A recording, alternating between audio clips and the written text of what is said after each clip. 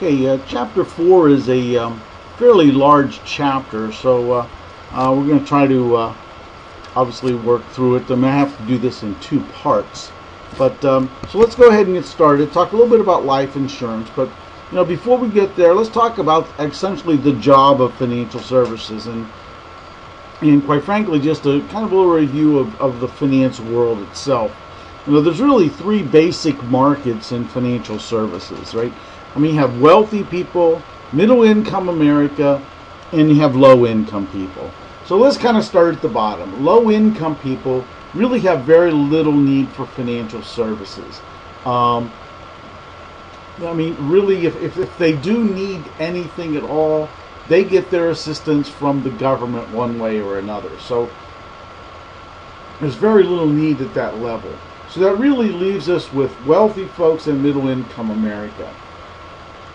And if you're talking about single income families, middle income is $25 to $30 or $50,000.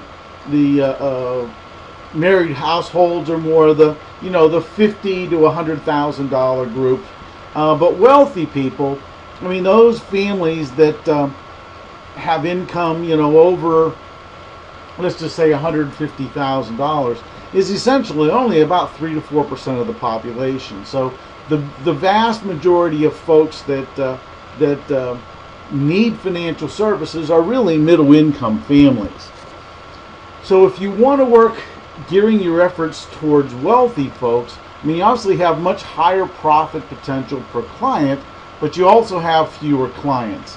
And indeed, the financial situations and needs of these wealthier folks is far more complex. I mean, you'll spend a lot more time dealing with taxes and estate planning than you will some of the other issues like cash management. And I mean, that's really, you're going to spend most of your time with taxes and estate planning. If you could focus on middle income America, you're going to have a lot more clients, but there'll be less profit per client, and quite frankly, their needs are less. They don't need that much stuff. They really need some assistance in getting out of debt, trying to find ways to protect them and their families. They need to find ways to get to retirement and or get their kids into college. So let's kind of get away from that, and let's move actually into the content of this course, which is in this chapter is the risk management piece. So the actual process here is we have to be able to identify the nature and cause of risk. We need to be able to see it to understand it. We need to be able to talk about, well, if this risk occurs or if this event occurs, what is the probability of loss? Are there any weaknesses in my current plan? And of course, then we'll have to go through the process then of finding alternative methods for handling the risk, recommending those lists, implementing the risk management plan, then obviously at the end, monitor the situation, review, and then improve if possible. So what kinds of risk is there, or are there? I mean, there are obviously several different ways of talking about risk or how you can handle risk. The very first risk is something called risk avoidance. And in risk avoidance, essentially, you just choose not to do the risky activity. For instance, I mean, if you are if you're concerned about the riskiness of bungee jumping, one way to avoid that risk is not to jump. Enough said. Risk retention talks about, well, I'm just going to assume the risk personally.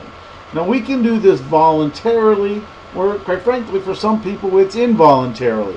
If a person is uninsurable, then no matter how hard they want to find other ways to transfer risk, they won't be able to.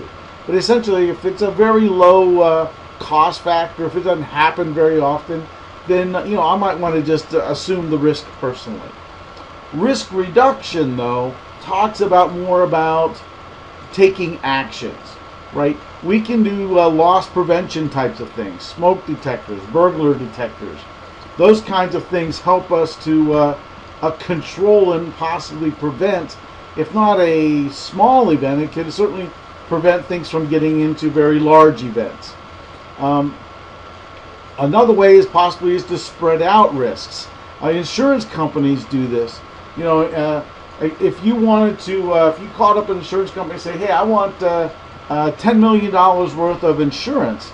Well, they might say, well, yeah, we'll insure you for $10 million, but they won't really do that. What they'll do is they will split and essentially sell off pieces of your $10 million policy to other insurance companies.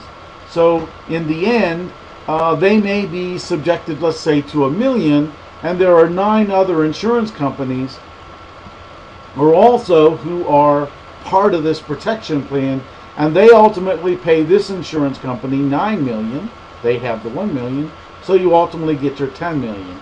It's kind of like a way of diversifying, if you want to put it in an investment context. We could do some risk sharing. Essentially, this is like using deductibles, right? Where, you know, in your with automobile coverage, frequently, you know, you'll have you can choose to have a 0 deductible, so the insurance company is responsible for the whole ball of wax. But to get a lower premium, you may say, well, look, you know, I could probably pay $500 if something happened, so you have a $500 deductible.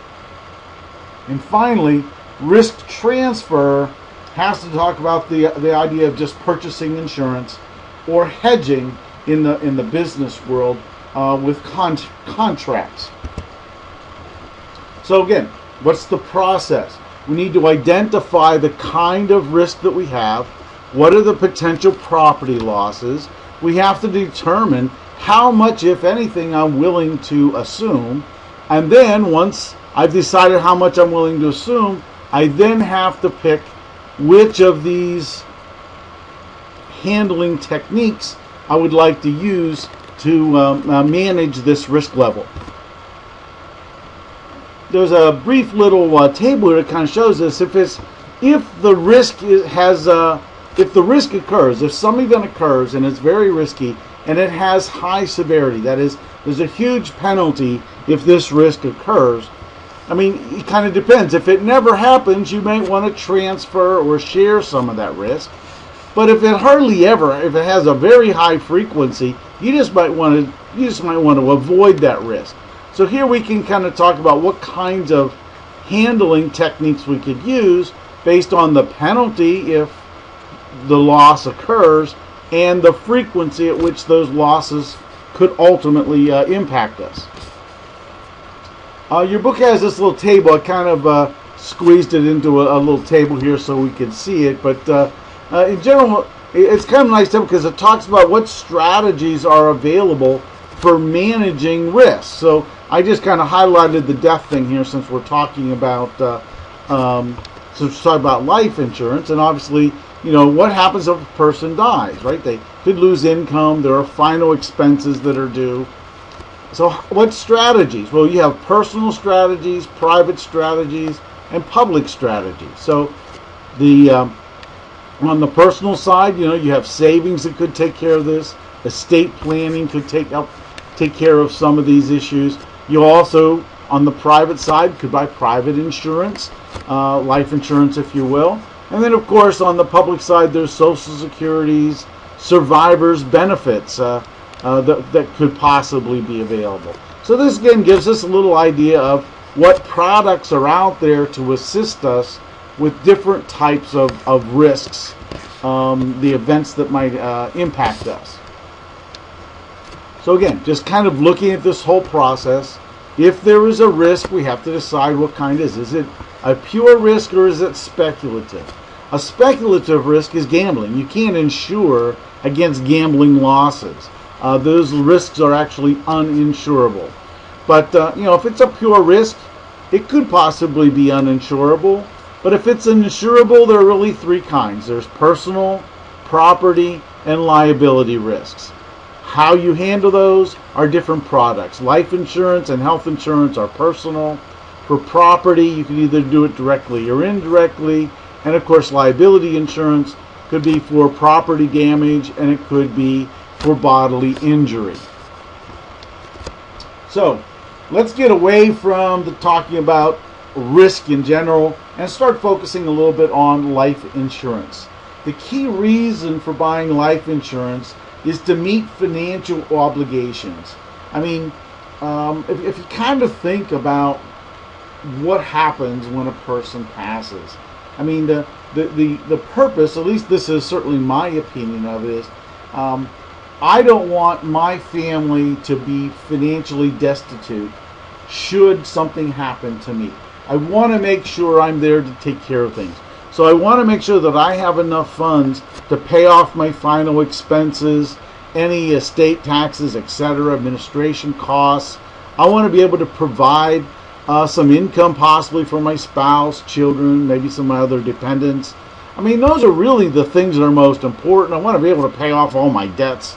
I mean, those things are critical needs for life insurance. The other things here, right, providing education or funds for kids' education, maybe leaving something to your heirs. I mean, those are all certainly nice things to have, but I think those first three things, paying off expenses, providing income for your spouses, and taking care of some debt, I mean, that at least allows your family to maintain at least the current lifestyle that they have.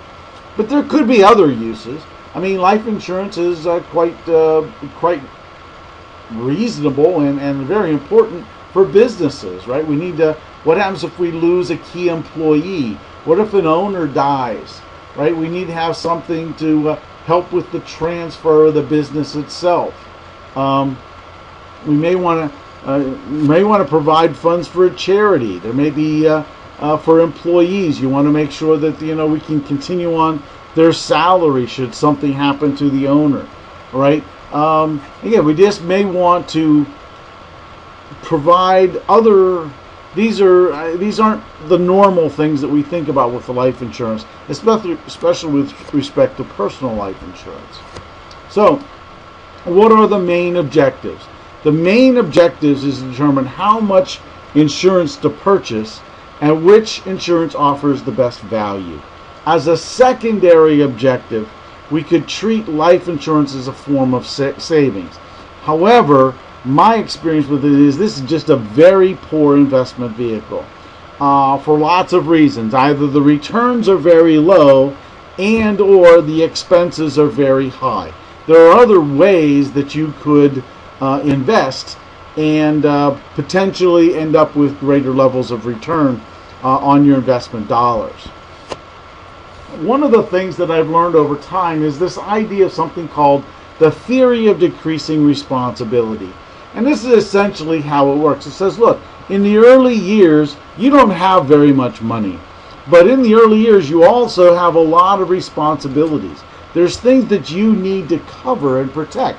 You have a family, you have bills, you have a mortgage, you have children. You want to make sure that they are taken care of if something should happen to you, but the problem is you don't have any money. So when you're very young, you need a fair amount of life insurance to cover those responsibilities. But as time goes on, those responsibilities go away.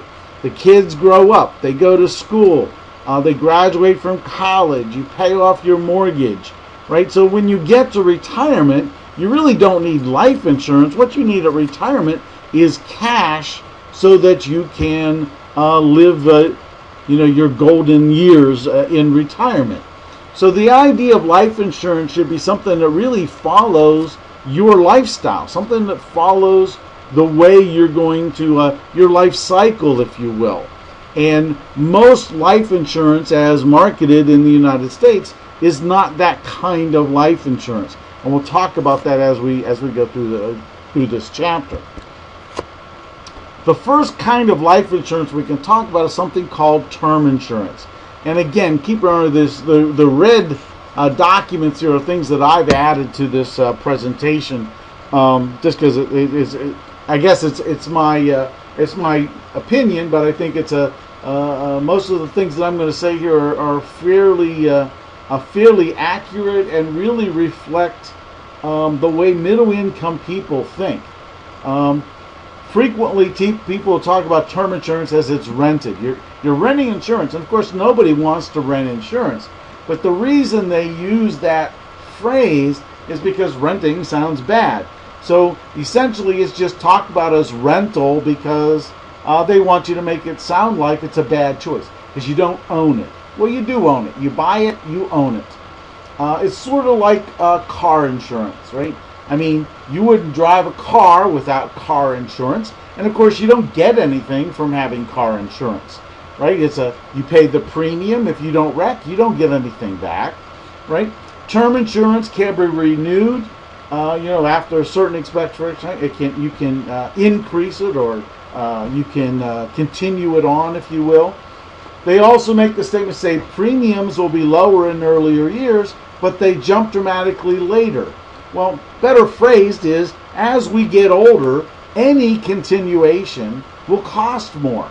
I mean, if you buy a $50,000 whole life policy when you're 25, and then you try to buy a $50,000 whole life policy when you're 50, I'm telling you, the price is going to be a lot different.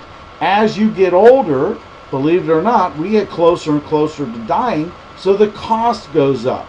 So if we want to increase coverage, right, it doesn't matter what kind of insurance you get, the insurance, it's going to go up, right? So the idea of term insurance is it provides pure protection, but there's no savings piece. It's just like, again, sort of like